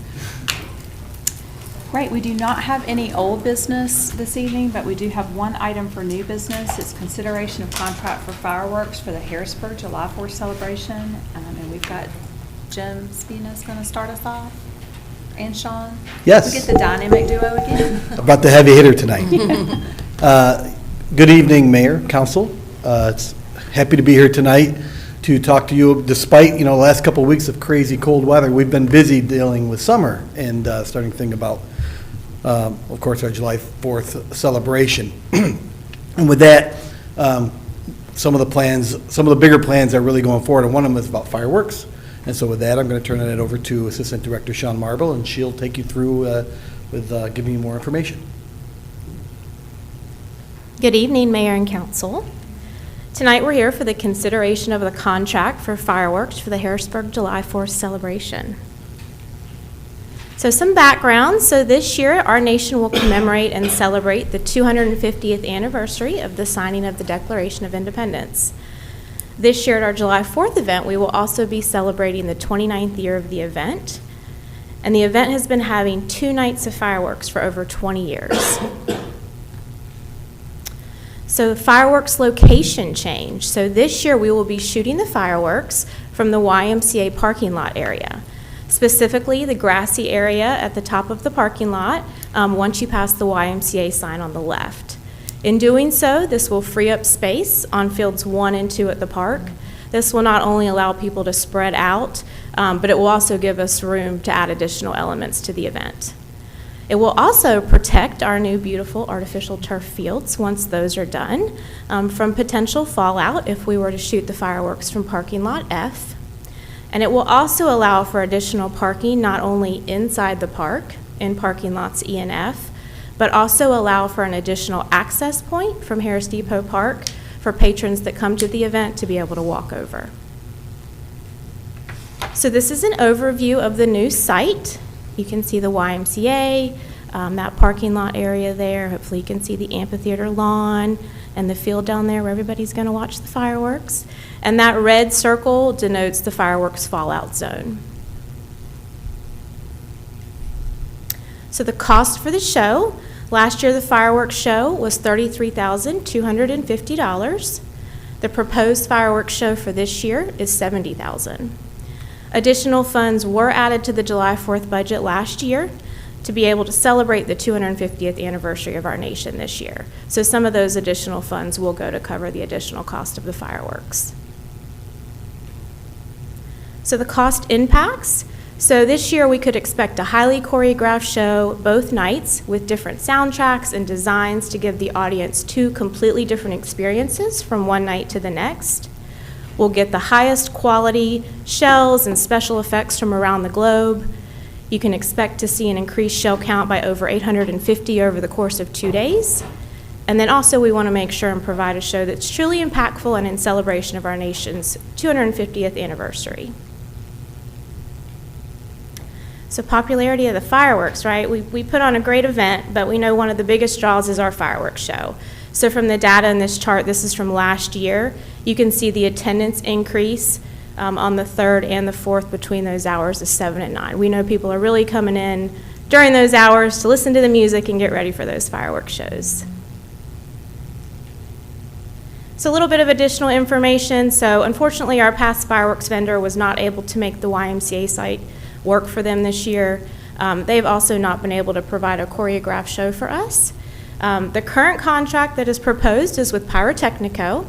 That is the company that did our fireworks show at Rock in the Berg in 2024 and 2025, and we got great feedback from all of those shows. Pyrotechnico provides fireworks and special effects for ACC championships, NCAA championships. They did the Super Bowl last night, F1 racing. They also do local events, Cannonballers, City of Raleigh, and Asheville Downtown, just a few examples, as well as the town of Harrisburg. And that concludes my presentation. If you have any questions, please let me know. I have one question or one condition, and that is that should this get approved, that Mr. Spina and Councilman Thevin go visit the residents in courtyards and let them know that we won't be littering the roofs anymore. We thought right away that one of the first things when we thought we could move to the YMCA is that courtyards would be very happy. Yeah, I mean, usually about 15 minutes after that fireworks show, we start getting. Yeah, so I'm just excited that would be a better option all the way around. I joked with Jim that Debbie would not have to call Mike at 6 a.m. the next morning. Corey won't have to get out there on the roof.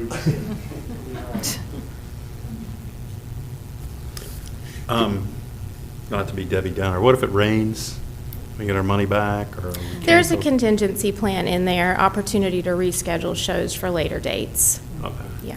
So we keep that as a credit for July 4th, 2028 or something? Or? I'd have to go back and review the contract. I don't want to give you incorrect information. I know there are stipulations in there about rescheduling shows within a certain amount of time. And do we have a cutoff that if it looks like it's going to rain, are we going to hang on till 11 and try to do this at midnight, or what are we doing? I think that's going to be an internal conversation amongst management, staff, the fire department, the weather, and the fireworks vendor, of course, I to hate see. to fire off $70,000 worth of fireworks on an empty AstroTurf field, so. Absolutely. Is there any drones this year at all? 'Cause, I mean, that's separate from this, but is there an effort around any of that activity? Not at this time. No, we're going to go with a upgraded fireworks show and get some choreography in there. That might be something in the future we'll reconsider based on opportunity. Just curious, is this the same company that you used the last day at Rock in the Berg? Yes, ma'am. I was Yes. there. It was Yes. nice. Okay. Great show. Yeah. Okay. Great company. Okay, yeah. When you say it's synchronized, is that with the amphitheater sound system, or is that what we're doing? Correct, yeah. So the sound production company that comes in for the bands, that sound will be what is the music playing during the fireworks show. And are we streaming this live for those who don't want to get out in the crowd and watch it at home, or do we have any? Definitely an option, yeah, for sure. Okay. Well, public information. Not my wheelhouse, but I guarantee one of them can do it. Any other questions for Sean or Jim? I just want to say, Sean, if you look at this, we're trying to get well in advance, right? Sean's done an awful lot of work on this, why we brought her tonight. She's kind of our expert in the field, our subject matter expert. And between she and Mackenzie, as our events coordinator, they've done a lot of work already. Because it's a big one, right? 250, we want to do it right. We know we've got great support from Rob and Lee to do this and from you all. So we're excited. Like I said, it's a good kickoff for us to get this done early. Mm-hmm. The only feedback I would share with you, and I found it interesting, but my 20-year-old last year came up to me and she goes, "Dad, didn't get you to update the songs." And I was like, yeah, I think they're working on that. But, yeah, that was the one comment from the younger generation was, we don't know some of these songs. We all. Yeah. Yankee Doodle Dandy is a classic. I don't imagine. We're covering all 250 years. of That bridge of music. generation. Well, she was even calling out Firework from Katy Perry, and I was like, but isn't that more common? And she's like, but there's better stuff. Give her Lee's number. He's really in charge of all this. Yeah, right. Any other questions? If there's not any further, I'm sorry, go ahead. Yeah, this is all within the budget. It's just any contract over 50,000 comes before the council. A lot of those go on consent. This one was significant enough that we thought we'd give you a presentation so that you'd understood the show difference, since most of your constituents will be looking the wrong way. But we will make plenty of announcements before the show. Hey, okay, fireworks are this way. Don't try to line up. When people come in for July 3rd, they're going to notice a big difference because the fields will be different. We normally have half of the park fenced off. We can't use that back parking lot. We can't do anything. So immediately, the environment will look completely different this year for the 3rd and 4th as compared to other years. I'd also like to speak to the importance. I really pressed the opening up of the Harris Depot and to get more people in and out. And not only just to get them in, but if we have an emergency or something crazy or weather, we can get them out quicker. So I think this whole change will be great for the view, but also for us for staging the event a little bit better. And does it expand the viewing area for folks that don't want to be in the park? Like, I think it will, historically, people yeah. park like at other- And typically what we've done in the past when we get a new vendor or we change locations is we'll have them probably come out at some point and do a test shoot because to your point, we know people like to set up outside of the park and that way we can say, hey, there's great visibility at Publix or the credit or wherever it may be so people know. And also don't go here because you're not going to be able to see the show. So, yeah, that would be my goal is what we've traditionally done in the past anytime we've switched anything. I do want us to try to bring the drones back and give it another chance. Like, I understand, this is very traditional and probably not for the July 4th, but in general, maybe some of the other events, we could throw in that and just give it a try. It's on a small one, yeah. And hopefully prices went down on those, who knows? I'm still angry over the last drone Well, show, yeah. so We gotta give it it's a sore subject for Jim right now. You had to bring it up, right? Well, the thing is, we all know it, so we got to do it again to give it another chance, and that way we'll erase the other one. We're certainly game, depending on, like I said, our Yeah. Well, I'm scared to say it, but next year's the 30th year of July Yeah. 4th, so in Harrisburg. Let's go ahead and repeat that, Charlotte. I'm not sure. I said next year's the 30th anniversary of our July 4th celebration. Yeah, so that's a 30th good spot. anniversary, maybe we can say, okay, modernize it, one of them being that, but. Don't forget that we're in budget season for next year, okay? That's right. Good point. Right, yeah. And I'll say that the same drone company did something for one of the games at Coastal Carolina, and it was phenomenal. They did an amazing job, so. It wasn't the drone company, it was the synchronized music that sent me. We just sang along, it was fine. Everybody else was fine. I was the only one picky about the. We'll just have music playing and, Yeah, and we actually no talked words. about it as part of this year, but being that it's the 3rd and 4th and the 250th, that traditional 4th of July was something that overrode. But I do think there is an opportunity for a drone show, and we would probably look at that like on the 3rd, so you're not having 2 years or 2 days of fireworks, or vice versa. But most people like fireworks on the 4th, if you can split it up. But it's, like you said, it's budget season, so we'll have that conversation. Additional question, the area that you outlined, there are a lot of trees there, so, I mean, I guess the cleanup is not going to be as extensive as it would be at courtyards, but what does that look like? And is this stuff, harmful to the and that's- environment? What's the background on that? Yeah, that's definitely something. We work with the fire department, first of all. They've been part of this whole process to make sure that area is safe. And they definitely require some cleanup afterwards. But traditional fallout, like we would have any year. So we'll do our It's best pretty to wooded clear where that it is up. now. Right. Brett's not worried about his ceilings or his roof. Burn down the Y. Dear God, please no. The Y's been great for this whole thing, too. Good, right? So- 24 million.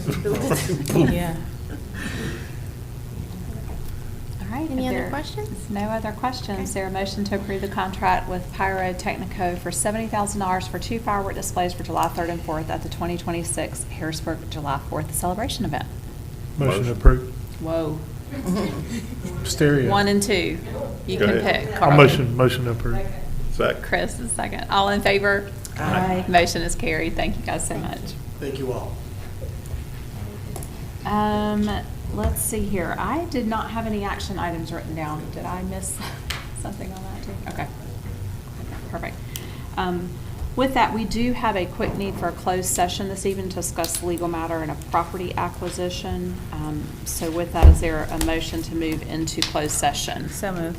Second? All in favor? Aye. Thank you. So that means the crowd has to disperse.